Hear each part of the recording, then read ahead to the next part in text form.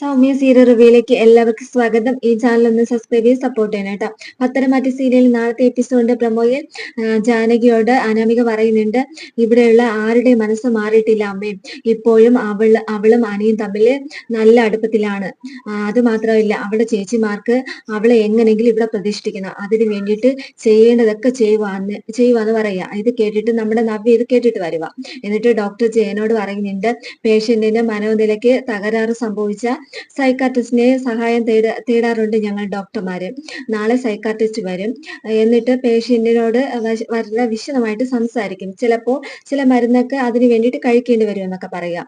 എന്നിട്ട് ജാനകി നവിയോട് പറയുന്നുണ്ട്, അനിയുടെ ചെവി കടിച്ചു പറിച്ച് അവന്റെ സ്വഭാവം മാറ്റിയെടുത്തത് അവൾ ഒറ്റ ഒരുത്തിയ. അതുകൊണ്ട് തന്നെ ഞാൻ തറപ്പിച്ച് പറയുക, ഇപ്പോൾ മോള് പിണങ്ങി വീട്ടിൽ പോയി നിന്നാലും ശരി, ഈ അനന്തപുരി തറവാടില് അനാമിക മോള് എന്നും കാണുമെന്ന് ഇങ്ങനെ പറയുക, നവിയോട് പറയുന്നുണ്ട്. എന്നിട്ട് ഇത് കേട്ടിട്ട് അനാമിക ഇങ്ങനെ എല്ലാം കേട്ട് നിൽക്കുന്നുണ്ട്. എന്നിട്ട് ജയന ആദർശം നയനിക്ക് നിൽക്കുന്ന സമയത്ത് പെട്ടെന്ന് നയനിക്ക് ഇങ്ങനെ ബോധം പോയതുപോലെ ഇങ്ങനെ വീഴാൻ പോവാട്ടോ. പെട്ടെന്ന് ആദർശ് പോയി നയനെ പിടിക്കുന്നുണ്ട്.